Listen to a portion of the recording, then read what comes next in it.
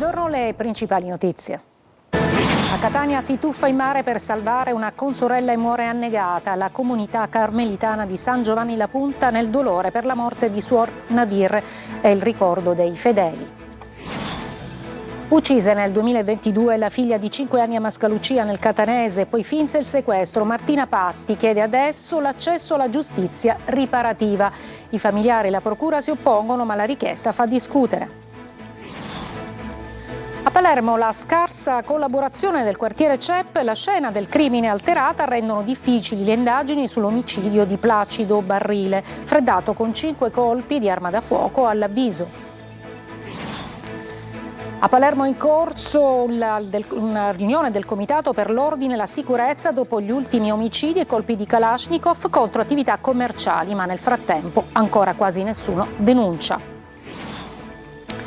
A Siracusa continui disservizi idrici nella zona sud, residenti esasperati. Il paradosso è che le reti sono colabrodo e non c'è carenza di acqua. Un'antica tradizione siciliana diventa una riflessione sul dolore, il silenzio e il desiderio esasperato di apparire. La banda muta, il corto diretto da Alessia Bottone, ispirato al racconto di Gaetano Savatteri. Calcio, il Palermo alza i giri del motore in vista dell'esordio di domenica negli spareggi per la promozione in Serie A. In Lega Pro da domani il Catania riprenderà la preparazione play-off. Giovedì alle 12 il sorteggio che stabilirà l'avversaria dei rosso-azzurri.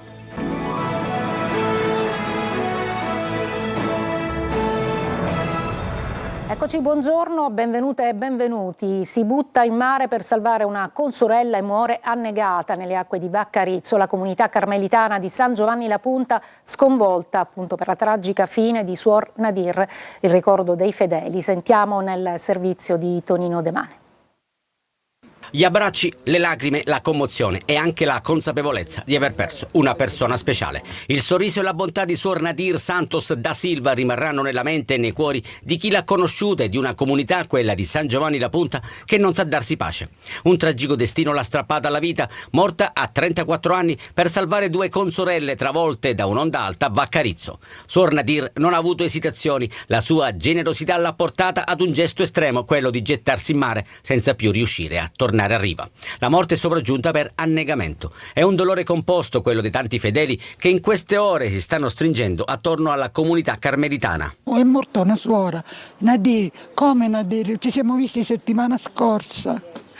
Ha fatto la preghiera a me insieme alla mia sua suora, dicendo tante preghiere nella mia testa, nei miei mali.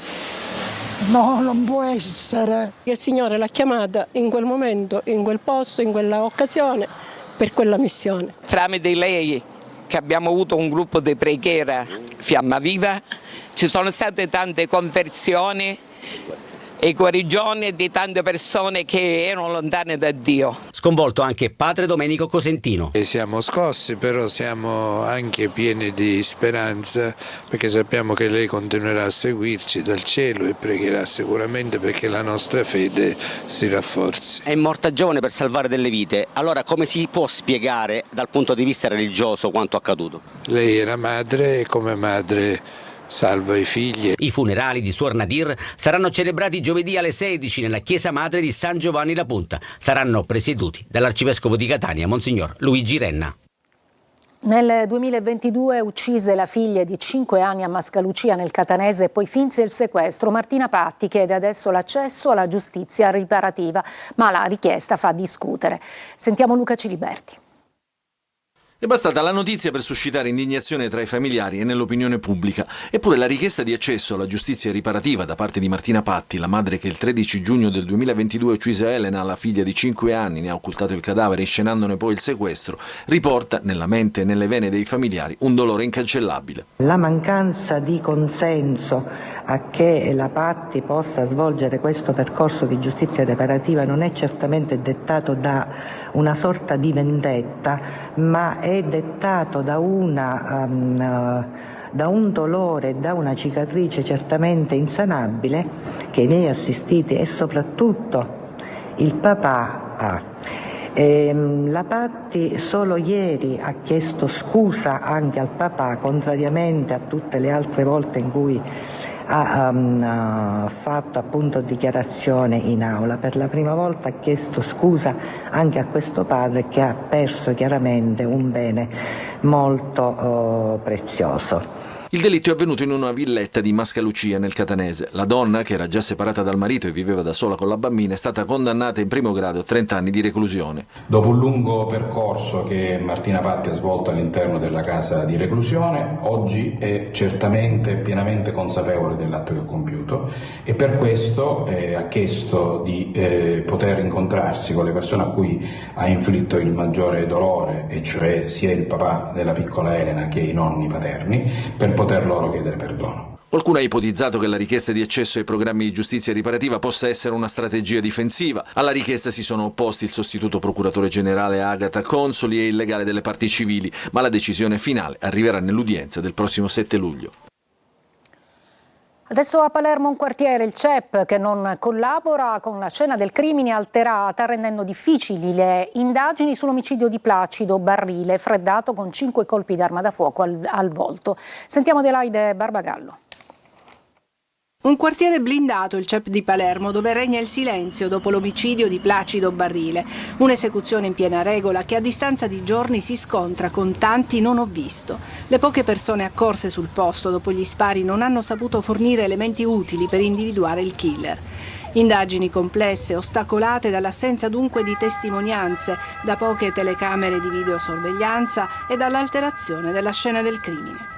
Quando i carabinieri sono arrivati sul posto, qualcuno, probabilmente il fratello della vittima, il primo a dare l'allarme, aveva spostato il corpo di Placido Barrile, forse per verificare se l'uomo fosse ancora vivo. I carabinieri del RIS si concentrano ora sulla Smart della vittima. 5 proiettili a segno che lo hanno raggiunto al volto e alla testa. Il killer ha sparato dall'esterno o era seduto in auto accanto a Barrile. Si studia la traiettoria degli spari per comprendere la dinamica dell'omicidio. Interrogati parenti e amici, acquisite le immagini delle poche telecamere di sorveglianza della zona. La procura intanto ha disposto l'autopsia. Tra le ipotesi quella di un regolamento di conti legato allo spaccio di stupefacenti. Sotto la lente degli investigatori ci sono pure gli equilibri all'interno del CEP, dove imperversano bande di spacciatori e dove i furti d'auto sono all'ordine del giorno. Barrile in passato era stato arrestato per rapine e per droga. Potrebbe aver pagato col sangue uno sgarro in una delle piazze più calde della città che, come altri quartieri, sembra ormai fuori controllo. Restiamo a Palermo, dove oggi c'è stata la riunione del Comitato per l'Ordine e la Sicurezza dopo appunto gli omicidi e i colpi di Kalashnikov contro le attività commerciali di Sferracavallo, ma intanto molti commercianti continuano a non denunciare. Sentiamo. Sferracavallo, Tommaso Natale, Zen, la mafia a tappe semina terrore e paura, colpi di Kalashnikov. C'è però un altro dato che emerge: nessun commerciante ha denunciato richieste di estorsione nei mesi addietro. Dopo i primi colpi di Kalashnikov sparati il 21 marzo in via San Lorenzo contro Sisli Baikar, alcuni imprenditori di Sferracavallo hanno ricevuto le visite degli esattori del pizzo. Ma c'è di più: dopo i numerosi e plateali episodi con le vetrate dei negozi forate dai colpi d'arma da fuoco, alcuni imprenditori avrebbero addirittura cercato Cosa Nostra per la cosiddetta messa a posto. Asso Impresa è vicina alle imprese, naturalmente, col nostro sportello anti-racket e anti-usura, quindi invitiamo tutti coloro che hanno in qualche modo bisogno di avere un ascolto e di essere assistiti. Naturalmente noi siamo disponibili e ben lieti di stare vicino alle imprese che decidono di stare dalla parte della legalità. In prefettura a Palermo è in corso il Comitato per l'Ordine e la Sicurezza, alla presenza anche del procuratore Maurizio De Lucia. Mafia e criminalità, i temi all'ordine del giorno. E oggi è anche il giorno dell'interrogatorio di garanzia per il minorenne reo confesso dell'omicidio di Pietro De Luca. Il ragazzo dovrà convincere il giudice per le indagini preliminari di essersi difeso da un'aggressione sessuale, cosa alla quale gli inquirenti per adesso non credono. Maglio Viola. Compare il sospetto dell'esistenza di un complice nell'omicidio di Pietro De Luca, l'infermiere in pensione di 69 anni, assassinato a colpi di tubo nel suo casolare di via Buonpensiero, sulle sponde del fiume Oreto, da un giovane di 16 anni che ha confessato il delitto. Nel giorno in cui il ragazzo compare davanti al GIP Alessandra Puglisi, gli inquirenti parlano della possibilità che una seconda persona sia intervenuta quel giorno nella casa della vittima, una persona che potrebbe aver aiutato il giovane a spostare il cadavere e magari a ricostruire diversamente la scena e che lo avrebbe poi convinto a costituirsi. Il minorenne insiste sulla sua versione dei fatti, racconta di essere stato invitato dal vicino di casa per un bicchiere d'acqua, ma di essersi ritrovato con un superalcolico e avanzi inequivocabili alle quali avrebbe reagito afferrando un tubo e colpendo De Luca. Ma per gli investigatori il ragazzo è arrivato nel casolare del vicino di casa già armato di quel tubo usato per uccidere. Secondo i familiari della vittima si sarebbe trattato di una rapina, ma gli inquirenti non sembrano convinti neanche di questa versione. Resta da chiarire il buco di 12 ore fra l'omicidio e il momento in cui il ragazzo si è costituito a mezzanotte, i messaggi partiti dal telefono della vittima ormai morta e lo spostamento del cadavere poi coperto con alcune buste della spesa. Ad Augusta nel Siracusano la polizia ha arrestato un corriere della droga che viaggiava con 10 kg di hashish divisi in 100 panetti nascosti sotto il sedile di guida. L'uomo, con precedenti per traffico di stupefacenti, voleva rifornire le piazze di spaccio di Catania e Siracusa. Veniamo al crollo del palazzo a Porto Empedocle. C'è preoccupazione e soprattutto rabbia tra i residenti per appunto i continui episodi che si verificano nel centro storico. L'ultimo episodio lo ricorderete ieri con il cedimento della scala in una palazzina di 3 piani. L'area a rischio è stata così transennata. Davide Sardo. Certo che abbiamo paura, ci mancherebbe altro. E se non abbiamo paura che abbiamo avuto questi crolli, abbi pazienza. Sì, abbiamo dei paura veramente. Cresce la preoccupazione tra i cittadini per l'ennesimo crollo avvenuto nel centro storico di Porto Empedocle. A cedere è stata la scala interna di una palazzina abitata di 3 piani nei pressi di piazza Vittorio Veneto. Un uomo è rimasto ferito mentre si trovava sui gradini al momento del cedimento. Una donna, bloccata nel suo appartamento, è stata invece salvata dai vigili del fuoco intervenuti sul posto. E certo che si è rischiata, anzi gli è finita bene a quella persona che era sulla scala. Gli è finita bene perché giustamente ha avuto pochissime lesioni, ma poteva succedere di più. Il boato ha richiamato in strada residenti e passanti. Adesso si cerca di capire cosa abbia provocato il crollo. Secondo i primi rilievi, l'edificio negli anni avrebbe già mostrato problemi strutturali e segni di usura. Devono essere i proprietari a intervenire. I proprietari giustamente se ne fregano anche perché non hanno la possibilità economica di poter affrontare queste spese e rischiano. Molta paura perché quando si cammina non si sa come si cammina perché non puoi passare sotto i balconi e da nessuna parte, anche con la macchina. I sopralluoghi effettuati dai tecnici comunali avrebbero evidenziato gravi criticità statiche ed il rischio di ulteriori cedimenti. L'area è stata immediatamente transennata e interdetta al transito in attesa delle verifiche sulla stabilità dell'immobile e degli interventi di messa in sicurezza. Sono continui i disservizi idrici nella zona sud di Siracusa, i residenti sono esasperati. La causa però è dovuta alle reti colabrodo e non alla carenza di acqua. Francesco Aloi.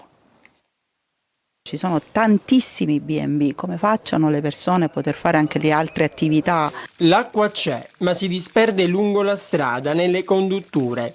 A Siracusa, se non è emergenza, poco ci manca. Le interruzioni idriche sono all'ordine del giorno. Quando torna l'acqua è sempre veramente sporca, piena di ruggine, di terra. Considerando ora ovviamente la stagione torrida che sta arrivando, è un problema ovviamente che si andrà ovviamente ad inasprire. Ad essere colpiti sono soprattutto i quartieri della zona sud, Borgata e Ortigia in primis. Quando non c'è l'acqua è un disastro. Siam è la società che gestisce il servizio idrico, ancora per qualche settimana però, perché poi subentrerà Retusacque. La colpa, ci dicono, è della vetustà della rete. Tubazioni vecchie che causano perdite superiori al 65%. Eppure, si diceva una volta, l'acqua è un bene prezioso. Tutti i progetti che sono stati presentati per contributi pubblici non sono andati a buon fine in quanto la SIAM è gestore solo del comune di Siracusa e non di tutto l'ATO come prevede la legge. A Catania i carabinieri hanno denunciato il titolare di un'azienda di Pedara per la lavorazione della pietra che aveva adibito un'area della sua azienda a discarica abusiva. L'intera area è stata sequestrata, scoperte anche violazioni della sicurezza sui luoghi di lavoro con sanzioni per 5.000 euro. E adesso andiamo a Niscemi dove prosegue l'inchiesta della Procura di Gela sulla frana che a gennaio ha colpito appunto la città. Per oltre 9 ore ha ascoltato il sindaco Massimiliano Conti che respinge ogni responsabilità del comune e punta il dito contro i ritardi negli interventi dopo il dissesto del 97. Il comitato Vento Franoso chiede invece modifiche al piano per le demolizioni e gli indennizi. GR Italia. Ripartono gli interrogatori del pool frana della Procura di Gela che indaga sullo smottamento del 25 gennaio scorso a Niscemi, il dissesto che ha costretto oltre 1.500 persone a lasciare le proprie abitazioni nella zona sud-occidentale del centro storico. Per oltre 9 ore negli uffici giudiziari è stato ascoltato il sindaco Massimiliano Conti, sentito come persona informata sui fatti. Il primo cittadino si è presentato davanti ai magistrati con un grosso faldone pieno di documenti, atti amministrativi e relazioni tecniche raccolte negli uffici comunali. Nel corso dell'interrogatorio, condotto dal procuratore capo Salvatore Vella e dai magistrati del pool che coordinano l'indagine per disastro colposo e danneggiamento seguito da frana, Conti avrebbe escluso omissioni da parte del comune sotto la sua amministrazione. Secondo quanto emerso, il sindaco avrebbe invece indicato come una delle cause del disastro i ritardi accumulati negli interventi previsti dopo la grande frana del 97, opere di consolidamento e indennizi che secondo questa ricostruzione sarebbero arrivati solo poco prima del nuovo crollo del 2026, dopo anni di rallentamenti e procedure incompiute. Nel registro degli indagati risultano al momento 13 persone, tra cui 4 presidenti della regione siciliana succedutisi dal 2010 a oggi: Raffaele Lombardo, Rosario Crocetta, Nello Musumeci e Renato Schifani, oltre a dirigenti, tecnici e funzionari della Protezione Civile regionale. Intanto sulla gestione dell'emergenza interviene anche il comitato Evento Franoso Niscemi, che chiede modifiche urgenti al programma predisposto dal commissario straordinario Fabio Ciciliano per demolizioni e ristori economici. Il comitato contesta alcuni punti del piano approvato ad aprile e chiede che venga utilizzato il termine indennizzo al posto di contributo, ritenendolo più corretto sul piano giuridico per i cittadini che perderanno gli immobili a causa delle demolizioni disposte nell'interesse pubblico. E mentre gli interrogatori proseguono, l'inchiesta della procura entra così nella sua fase più delicata, nel tentativo di ricostruire quasi 30 anni di responsabilità, ritardi e opere mai completate. Dopo il telegiornale, appuntamento con Sicilia 24 Focus, ospite di Lorena Dolci, il comandante dei Vigili Urbani di Catania Diego Peruga. Parleremo dei problemi del traffico, di multe, pedonalizzazioni, sicurezza in diretta su Telecolor alle 14.70. Per i vostri messaggi 342 74 55 005. Ci fermiamo, una breve pausa, poi la pagina sindacale con la protesta degli ex dipendenti del call center Almaviva.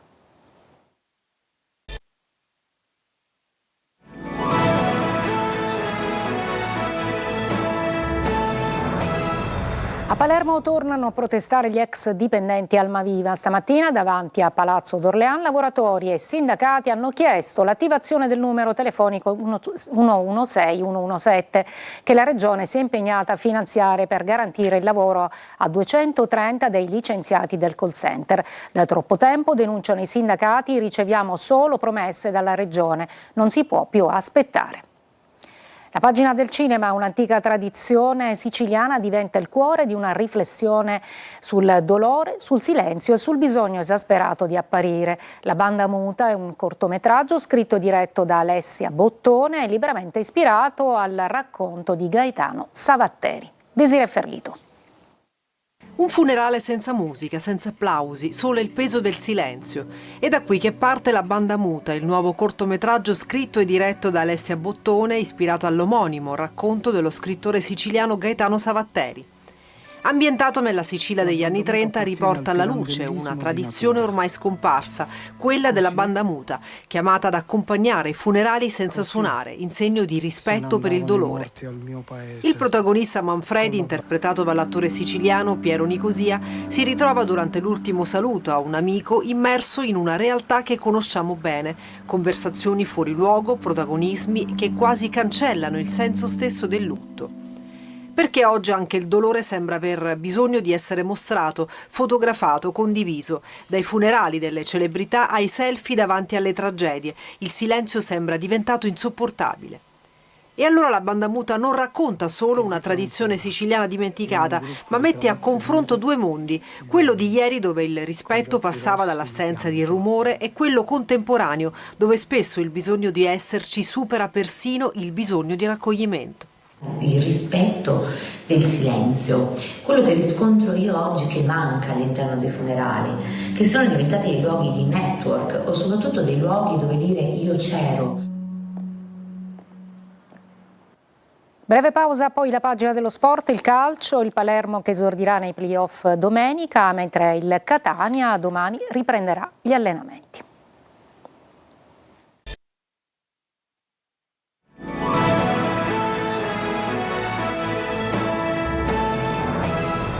Eccoci al calcio, il Palermo alza i giri del motore in vista dell'esordio ai playoff che sarà domenica sera. Ieri allenamento a porte aperte alla Barbera. Marco Gullà. Stasera il Palermo conoscerà l'avversario per la semifinale playoff. Al Ceravolo c'è in programma Catanzaro Avellino, partita secca. Gli irpini, se vorranno passare il turno, dovranno necessariamente vincere. Il Palermo quindi inizia a lavorare in vista della gara d'andata che si giocherà domenica sera fuori casa. Ieri seduta d'allenamento a porta aperta al Barbera, anche se con una coda polemica da parte di molti tifosi rosanero che per entrare hanno dovuto attendere anche un'ora fuori dallo stadio a causa della registrazione in un portale per l'ingresso al Barbera. Gli ultras rosanero hanno poi abbandonato gli spalti in segno di protesta. Non sono mancati però applausi e cori per la squadra di Pippo Inzaghi. Inzaghi per la gara di domenica sera alle 20 tornerà a schierare i suoi fedelissimi. Dopo il turnover delle ultime 2 giornate, giocatori come Ranocchi e Segre torneranno titolari, così come Palumbo sulla tre quarti alle spalle di Poyampalo. Unico dubbio il ballottaggio tra Jonsen e Leduaron. E poi in difesa potrebbe essere arretrato Pierozzi con Rui Modesto titolare sulla corsia di destra a centrocampo. Giornata di riposo per il Catania, rientrato in sede dopo il ritiro. Domani mattina la ripresa degli allenamenti in vista del sorteggio di giovedì che stabilirà l'avversaria nei play-off. Marco Carli. Una giornata di pausa dopo il ritiro e in vista dei playoff. Il Catania è tornato in sede e riprenderà il lavoro mercoledì mattina. Giovedì, giornata importante perché ci sarà il sorteggio in cui si capirà l'avversario dei rossazzurri dopo il ritorno del primo turno della fase nazionale. Teste di serie favorite dal risultato dell'andata e dal regolamento che prevede il passaggio del turno anche in caso di risultato complessivo di parità. Se passassero tutte le squadre impegnate in casa nel ritorno, il Catania nei quarti non potrebbe affrontare il Ravenna, che sarebbe la migliore delle qualificate. Se i romagnoli non andassero avanti, diventerebbe testa di serie la Salernitana ed in seguito il Renate. In bianco, nella grafica, le squadre ancora in corsa e il loro ranking. Mercoledì sera ne resteranno solo 8, fra cui il Catania, che giovedì giocherà l'amichevole con il Santa Venerina al Massimino. Intanto si è parlato molto in queste settimane del cammino delle seconde classificate al termine della stagione regolare nei successivi playoff. Su 9 edizioni, le seconde nei vari gironi hanno avuto la meglio 4 volte. Numeri, dati, scaramanzie a cui aggrapparsi che Toscano probabilmente non vuole neanche sentire. La parola per fortuna passerà a breve al campo. Da domenica anche il Catania farà sul serio. È tutto per questa edizione, la prossima alle 19. Grazie per l'ascolto e buon pomeriggio.